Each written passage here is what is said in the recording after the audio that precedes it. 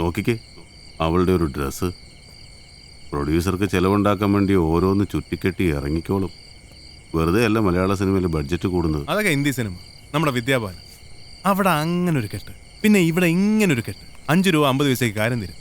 സിനിമയാണ് ഹിറ്റടിച്ച് വാളക്കുറ്റി പോലൊരു പോക്കാ. ഇവിടെയാണ് ഹിറ്റും ഇല്ല, പണവും ഇല്ല.